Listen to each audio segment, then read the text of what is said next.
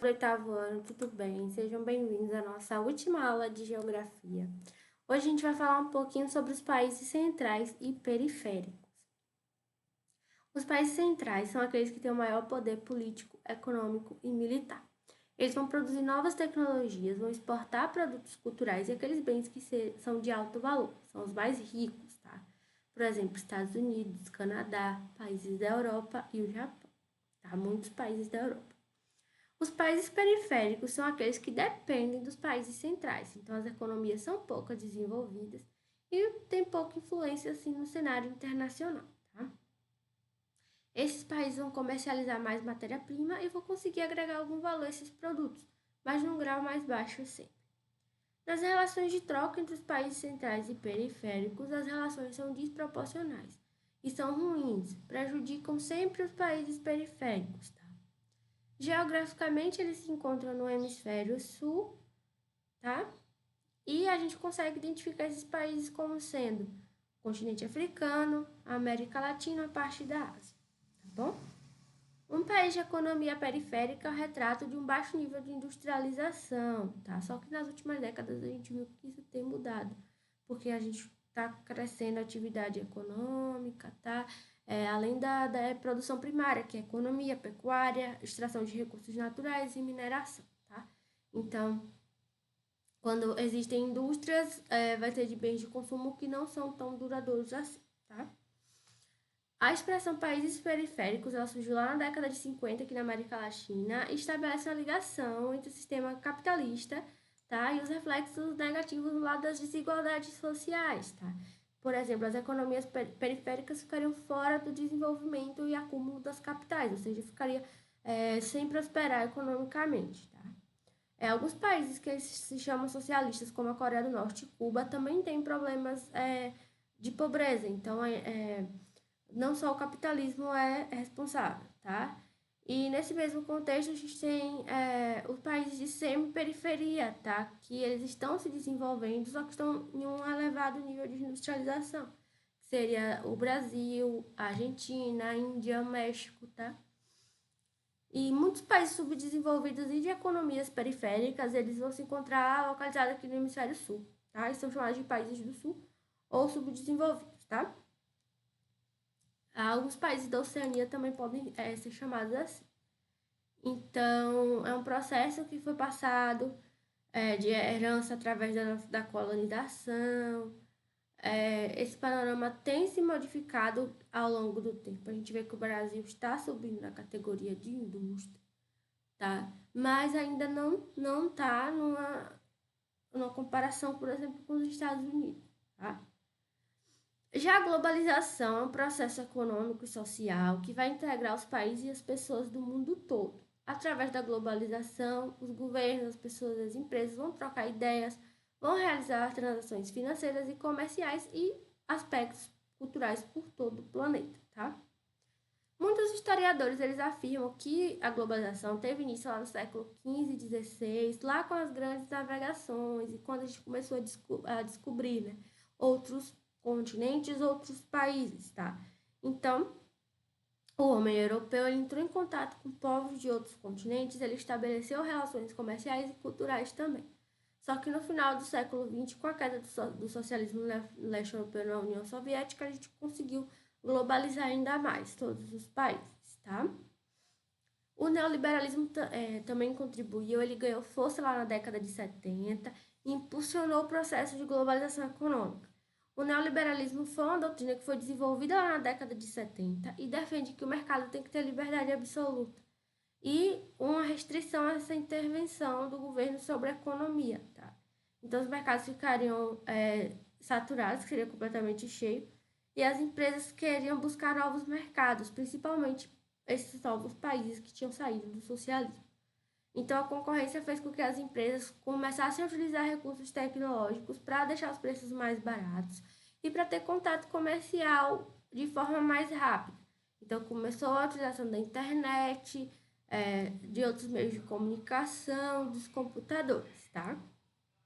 Outra característica importante da globalização é a busca pelos preços mais baratos, tá? Dos produtos, principalmente industrializados. E muitas dessas indústrias elas vão produzir a mercadoria dela em vários países para poder reduzir os custos, tá? Então, eles vão escolher o quê? Países onde a mão de obra é mais barata, onde a matéria-prima e a energia são mais baratas.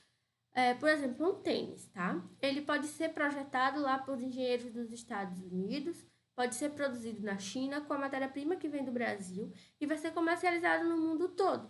Então, veja como é a globalização, tá? É uma marca que seria dos Estados Unidos, vai ser produzida na China, porque a mão de obra é mais barata. A matéria-prima é do Brasil, porque é mais barato, e vai vender por diversos preços em cada lugar do mundo, tá?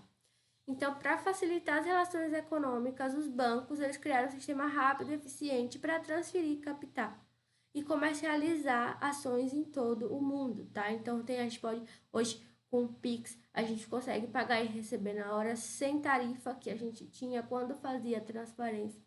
Então, isso tudo é globalização. Você pode transferir para uma pessoa de outro estado, de outro país, tá? E ela recebe na mesma hora, tá?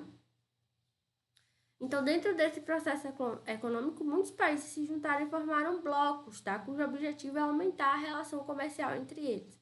Então, a gente tem a União Europeia, tem o Mercosul e tem o NAFTA. Esses blocos estão se fortalecendo e se relacionando cada vez mais entre si, tá?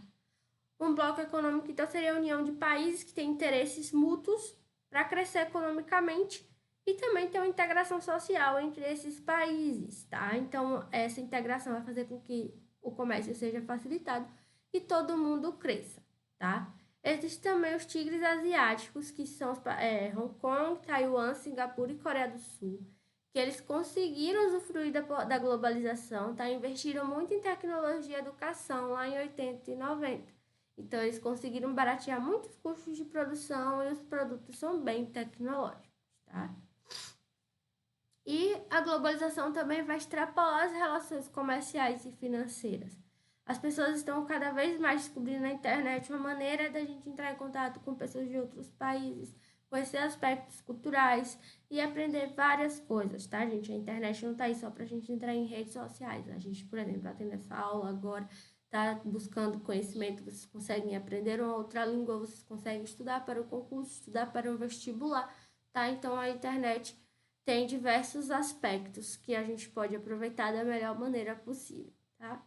E junto com a televisão e com a rede mundial de computadores, a gente vai ligar pessoas, espalhar ideias e formar uma aldeia global, tá? Então, dentro dessa aldeia global, a gente tem a importância de falar, de estudar inglês, tá bom? Vocês podem achar chato, podem não entender agora, mas depois que a gente começa a estudar, a gente consegue compreender melhor e ver a importância que esse idioma tem, não só para trabalho, mas até para a gente assistir um filme, para a gente entender uma música, para a gente se comunicar com pessoas de outros países e para passear também, tá? Então, a aldeia global seria uma rede de conexões que vão deixar as distâncias mais curtas e facilitar as relações culturais, tá? E a gente também tem os impactos da globalização, né? Por exemplo, ela vai afetar todas as áreas na sociedade, principalmente a comunicação, o comércio e a movimentação, tá? Entre os países.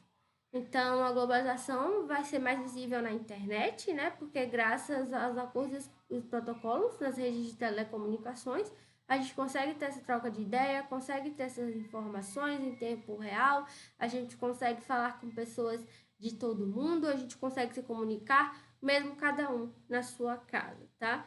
E outra característica seria a universalização, né, do acesso aos meios de comunicação. Antigamente, você lembra que nem todo mundo podia ter uma televisão, tá? E hoje, muita gente consegue ter um celular com acesso à internet, tá? Então, isso foi por quê? Porque teve uma infraestrutura para as operadoras, começou uma cobertura. Lembra que antigamente sinal de celular era difícil, né? Não pegava em todos os lugares e agora a gente consegue ter uma cobertura maior, a gente consegue hoje com Wi-Fi, né? Não precisa nem ter crédito no celular, com internet, porque a gente tem Wi-Fi hoje, tá? As redes de TV também sofreram impacto com a globalização. A imprensa hoje é livre acesso, então a gente consegue ter uma TV por assinatura, por causa de um satélite, ou TV aberta, tá?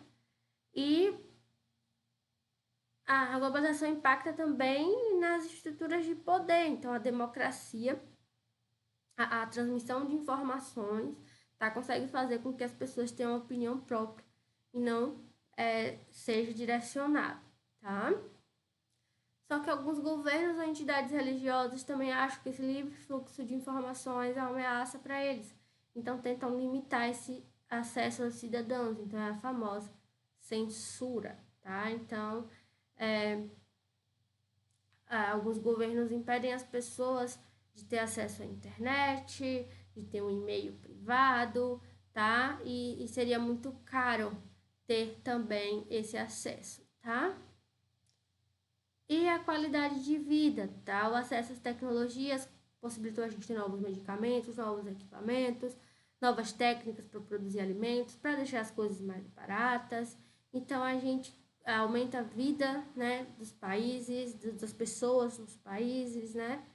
E só que o impacto disso é que a distribuição de renda não é igualitária, então nem todo mundo, mesmo com toda essa globalização, com toda essa melhora nos processos, nem todo mundo consegue ter acesso a isso, né? Porque nem todo mundo recebe dinheiro em condições dignas para a sua sobrevivência, nem todo mundo tem um trabalho fixo, como a gente está vendo aí os reflexos da pandemia, tá, pessoal?